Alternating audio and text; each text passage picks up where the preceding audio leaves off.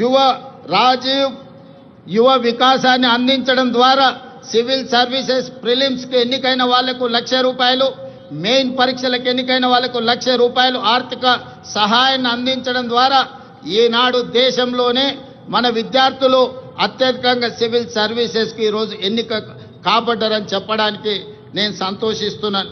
అదేవిధంగా young India skills university ఈనాడు విద్యా సంస్థల నుంచి ముఖ్యంగా ఇంజనీరింగ్ కాలేజీల నుంచి ప్రతి సంవత్సరం 1,10,000 మంది విద్యార్థులు పాస్ అయ్యి సర్టిఫికెట్ తెచ్చుకుంటున్నా ఈరోజు మార్కెట్లో అవసరమైన స్కిల్స్ వాళ్ళకు లేకపోవడం వల్ల ఉద్యోగ ఉపాధి అవకాశాలు కోల్పోతున్నారు.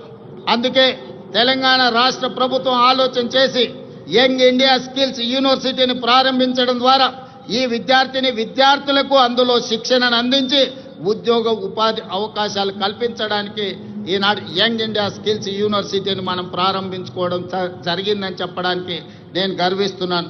అదేవిధంగా మొన్న జరిగిన ఒలింపిక్స్లో భారతదేశానికి ఒక్క బంగారు పథకం కూడా రాలేదు. 140 కోట్ల జనాభా ఉన్న ప్రపంచంలోనే అత్యధిక జనాభా ఉన్న దేశంగా గుర్తింపు పొందిన భారతదేశం ఒలింపిక్స్లో బంగారు పథకాన్ని సాధించకపోవడం మనకు నిజంగా ఆలోచన చేయవలసిన సందర్భం.